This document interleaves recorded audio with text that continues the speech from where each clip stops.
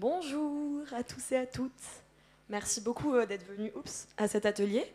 Bon, il y a des personnes qui arrivent petit à petit, mais on va pouvoir commencer. Donc, on est là aujourd'hui pour parler du jeu comme outil pédagogique pour mettre en action les élèves et pour que vous puissiez mettre en place des projets en lien avec l'écologie au sein de vos classes. Je pense que certains et certaines nous connaissent déjà. Je reconnais des têtes qui sont venues sur le stand aussi. Mais le but, c'est qu'on revienne ensemble sur les différents éléments et on prendra un temps de questions à la fin aussi. Donc, avant de commencer, est-ce que ça fonctionne?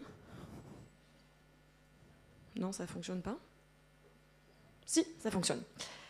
Avant de commencer, on va tester un petit peu le niveau d'énergie. J'imagine que pour la plupart, vous êtes là depuis ce matin, vous commencez à être fatigués.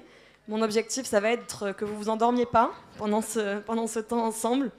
Donc, si vous pouvez lever la main avec... vous faites un numéro, donc 1, fatigué, 2, tout va bien, 3, à fond les ballons, pour que je vois un petit peu le niveau d'énergie. Ouais, on a pas mal de 2, 3, quelques 1, donc fatigué. C'est bientôt les vacances, courage. Après, ce soir, on peut considérer que c'est officiellement... Oui, mais si vous êtes là, je considère que jusqu'à ce soir, c'est encore... vous travaillez encore un peu. Ok, trop bien. On va continuer, donc ça c'est le programme pour vous expliquer. J'essaie de tenir le micro pour pas que ça grésille. Donc aujourd'hui on va parler de l'état de l'éducation au développement durable en France, avec quelques chiffres et le rapport des jeunes à l'écologie. On reviendra là-dessus un petit peu. On ira voir ensuite quels sont les freins au changement d'habitude, pourquoi c'est si difficile de se mettre en mouvement pour la planète, donc que ce soit pour les adultes ou pour les enfants. Et ensuite, on reviendra sur les leviers du jeu comme outil pédagogique et on vous montrera l'exemple du jeu Ma Petite Planète scolaire. Voilà pour le programme. Alors, encore une fois, je vais vous faire participer. Donc là, l'idée, c'est que vous puissiez lever la main si vous êtes d'accord avec l'affirmation qui s'affiche. Donc je pense que l'on n'aborde pas assez le sujet écologique à l'école. Les personnes qui sont d'accord, ok, c'est un peu partagé. À la fin, je serais curieuse qu'on puisse avoir un temps d'échange pour les personnes qui veulent aussi revenir sur ces différentes thématiques. On n'a pas énormément de temps, donc je ne vous donne pas la parole maintenant, mais on pourra y revenir un petit peu. Autre question, j'ai peu de temps à accorder au sujet, dans le cadre des enseignements à l'école. Si vous êtes d'accord, vous pouvez lever la main. Ah, donc vous avez beaucoup de temps. C'est super, c'est une très bonne nouvelle. Non, je me doute que non. Mais on verra ensemble comment parler de ce sujet sans que ça vous rajoute une charge de travail conséquente pour que vous puissiez l'intégrer dans vos enseignements et que ce soit plutôt un outil pour parler de ces sujets. Question suivante, je ne sais pas comment aborder le sujet sans susciter de l'anxiété. Donc même principe, vous levez la main si vous êtes d'accord, vous n'êtes pas obligé d'être d'accord. Ah, donc les autres, vous êtes plutôt, vous considérez que ça ne va pas forcément susciter l'anxiété. Intéressant. Parce que souvent, c'est quand même un sujet où on a pas mal d'enseignants qui disent on ne sait pas trop comment aborder ce sujet-là, par quel bout le prendre, parce que tellement les problématiques sont vastes. Donc le but aujourd'hui, c'est de vous donner quelques clés là-dessus aussi. Et on arrive sur la fin. Je me sens suffisamment formée, légitime pour aborder le sujet avec les jeunes. Est-ce que vous êtes d'accord avec ça? Ah ouais, non, là c'est... Ah non, mais super, il faut oser. Ok. Donc les autres, c'est plutôt que vous ne vous sentez pas forcément légitime ou formé pour parler de ces sujets-là. Encore une fois, j'espère qu'en sortant de ce temps, vous vous sentirez un petit peu plus légitime pour aborder tous ces sujets. Donc, si on revient un petit peu sur l'EDD en France, il y a eu pas mal d'avancées ces dernières années. Donc l'EDD, c'est l'éducation au développement durable. En 2004, il y a eu la fameuse charte de l'environnement qui en fait parle vraiment d'éducation à l'environnement comme un principe qui doit être mis en place à l'école. En 2015, il y a eu la publication des ODD de l'ONU, avec un ODD à part entière qui est une éducation de qualité pour tous et pour toutes. Et on a eu ensuite les labellisations E3D. Peut-être parmi vous, il y a des classes qui ont réussi à avoir cette labellisation. Si c'est le cas, bravo, parce que c'est pas évident et c'est des gros dossiers. Et ensuite, on a eu la création des éco-délégués en 2019. C'est obligatoire pour les collèges-lycées, c'est facultatif pour les écoles primaires. Donc peut-être que vous avez des éco-délégués, mais ce n'est pas systématique. En tout cas, nous, un chiffre qu'on constate et qu'on aime bien montrer, c'est que 61% des enseignants indiquent avoir besoin de formation pour pouvoir aborder un peu plus ces enjeux. Vous avez les sources à chaque fois en bas. Et donc c'est pour ça aussi qu'on se dit qu'il faut vous accompagner dans la mise en place de tels projets pour aborder ces sujets. Maintenant, les jeunes et l'écologie. Alors, donc c'est des statistiques, encore une fois, c'est une étude de l'ADEME. Alors là, quand on parle des jeunes, c'est plutôt les jeunes à partir du collège. C'est difficile d'avoir des études sur les plus jeunes. Mais a priori, le constat est là, c'est que beaucoup de jeunes sont pessimistes quant à l'avenir de la planète. Beaucoup se disent anxieux. Quand on leur demande les émotions qui prédominent, c'est souvent la peur ou la tristesse. Et 14% seulement pensent qu'ils ont beaucoup appris à l'école sur ces sujets. On pourrait faire l'exercice aujourd'hui. Est-ce que vous, à l'école, vous aviez appris beaucoup sur ce sujet? Je ne suis pas sûre que beaucoup de personnes lèvent la main. Donc voilà, donc, le constat, il peut être négatif vu comme ça, mais en fait, il y a plein de manières de se mettre en action et il y a plein de choses qui peuvent être faites à l'échelle d'un établissement. Alors, les freins au changement. Pourquoi c'est si difficile de mettre en place de nouvelles habitudes, que ce soit en tant qu'adulte ou que ce soit à l'école avec les élèves en tant qu'enseignants? Il y a différentes choses qui vont jouer. Il y a le poids de l'habitude. Donc en fait, c'est difficile de changer ses habitudes. L'écologie aujourd'hui, c'est souvent vu comme un pas vers le moins, alors que c'est un pas vers le mieux. En tout cas, c'est ce que nous, on pense. Et c'est difficile de se dire, oh là là, il va falloir que je change mes habitudes. Il y a une crainte de ne pas être à la hauteur aussi, de se dire, mais comment je vais faire pour impulser ces changements-là. Confort dans le présent, c'est en lien avec les habitudes. Et voilà, on ne sait pas trop ce que ça peut donner, donc une préférence pour le présent. Une peur du jugement aussi, de mal faire. Moi, ça m'agace un petit peu quand on me dit tu es écolo, mais tu as un iPhone. C'est le genre de discours où quand on commence à s'engager, on est censé être cohérent sur absolument tous les aspects. Ce qui s'entend, mais en fait, du coup, ça empêche beaucoup de personnes de se lancer à leur échelle parce qu'elles ont peur de ne pas être exemplaires ensuite. Ça, c'est des théories qui sont assez... Il y a pas mal de documentation sur ces sujets-là que je vous invite à consulter parce que c'est assez intéressant. On vous a mis les sources à la fin si besoin. Donc là, je vous renvoie la balle à nouveau. On a parlé des freins en changement, on a parlé de l'ODD. Maintenant, on va parler du jeu. Donc là, j'aimerais bien savoir un petit peu à main levée si vous utilisez le jeu dans un contexte pédagogique. Ah oui. Oui, peu importe la thématique. Ah ouais, donc c'est quand même trop bien. Voilà, trop bien. En même temps, si le sujet vous intéresse, ça m'étonne pas tant que ça. Donc le jeu, pourquoi? Pourquoi ça peut être un outil? Il y a plusieurs facteurs, il y a pas mal d'études. Il y a une étude de Cambridge qui date de 2022 qui a montré que l'apprentissage par le jeu est au moins aussi efficace, voire plus efficace que les enseignements traditionnels. Et ça repose sur différents piliers. On a le levier de motivation, de manière assez simple. Un élève va appréhender le moment comme étant positif, comme étant agréable. Donc il va être dans une posture beaucoup plus proactive. Ça permet d'acquérir de la rigueur, de la méthodologie, tout en travaillant en équipe. Donc en fait, au-delà du sujet, le principe même du jeu va permettre d'activer ces leviers. De travailler sur la confiance en soi, un élève qui arrive à atteindre des objectifs de manière ludique. Et la concrétisation des apprentissages, de rendre les choses beaucoup plus concrètes, beaucoup plus palpables. Et notamment en lien avec l'écologie, on va y revenir, mais c'est assez essentiel parce que pour avoir envie de protéger la planète, encore faut-il déjà être connecté à la nature et aux vivants qui nous entourent. Ça, c'est assez théorique et on va rentrer maintenant dans le concret avec un exemple d'application. Donc, ma petite planète, qu'est-ce qu'on fait, qui on est? Nous, on est une association, ça fait 5 ans qu'on existe et justement, on a créé un jeu de défis écologiques pour mettre en mouvement un maximum de personnes. Il y a une version pour les adultes, il y a une version pour les entreprises, pour les universités, donc vraiment tout le monde peut jouer. Et on a fait aussi une version scolaire qui est adaptée de la petite section au lycée. Donc on a vraiment différents niveaux. Le but, c'est vraiment de promouvoir ce passage à l'action. À terme, nous, on aimerait bien être un projet pédagogique parmi d'autres, il y en a plein d'autres, mais de mise en mouvement autour de l'environnement. Et ce qui ressort de ma petite planète, c'est surtout qu'au-delà de permettre l'acquisition de nouvelles connaissances, de nouvelles compétences, on a un jeu qui crée du lien. En fait, parce que pendant 3 semaines, c'est toute la communauté éducative qui va être embarquée. Donc ça va créer du lien entre les élèves, avec les enseignants, avec les parents d'élèves, avec les autres membres du personnel éducatif. C'est vraiment une aventure qui se veut collective pendant les 3 semaines où tout le monde va pouvoir participer de manière positive. Donc c'est encore mieux quand vous arrivez à jouer avec plusieurs classes au sein d'un établissement, parce que ça crée une vraie dynamique d'établissement. Voilà pour ça, le principe de base. Qui on est? Nous, on est une équipe de 30 salariés à temps plein. Vous avez les 3 cofondateurs à gauche. On a différents pôles, puisque comme je vous le disais, il y a différentes versions du jeu. Et on a un pôle tech, notamment parce que l'outil, ça va être une application. Je vais revenir dessus, je vais vous faire une démo de l'application pour vous montrer comment elle fonctionne. Et ensuite, vous avez le pôle scolaire. On est 7 personnes à temps plein pour la mise en place du jeu dans les établissements et pour être là pour vous accompagner et vous aiguiller dans la mise en place de ce jeu. Voilà pour l'équipe. On a aussi beaucoup de bénévoles et beaucoup d'entre eux sont des enseignants qui ont participé et qui ont adoré. Du coup, ils nous ont rejoints en tant que bénévoles et c'est très précieux pour nous parce que ça nous permet vraiment de leur faire relire les défis, d'être en lien direct avec les réalités du terrain. Donc voilà, sachez que si vraiment vous adorez MPP, vous pourrez nous rejoindre en tant que bénévole aussi, même si vous avez beaucoup d'autres choses à faire. Via le jeu, on a déjà un petit peu parlé, mais nous, on est parti vraiment du postulat que le jeu permet de développer des compétences transversales, donc que ce soit de motricité, d'expression, d'écoute.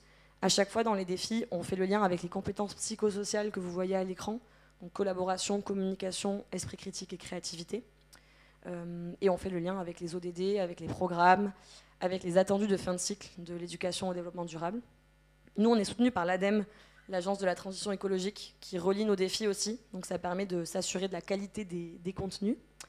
On est en lien avec l'éducation nationale, on n'est pas encore agrémenté, c'est des processus qui sont lents, c'est des discussions qui prennent du temps, mais en tout cas on a aussi beaucoup d'académies qui nous soutiennent.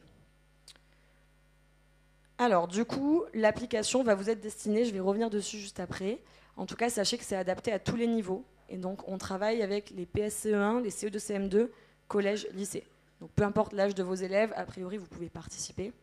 Je le répète, mais c'est un projet qui est totalement gratuit, il n'y a pas de barrière à l'entrée, et on a 2 éditions dans l'année, une en novembre, une en mars. Ça veut dire que vous ne pouvez pas jouer n'importe quand vous voulez.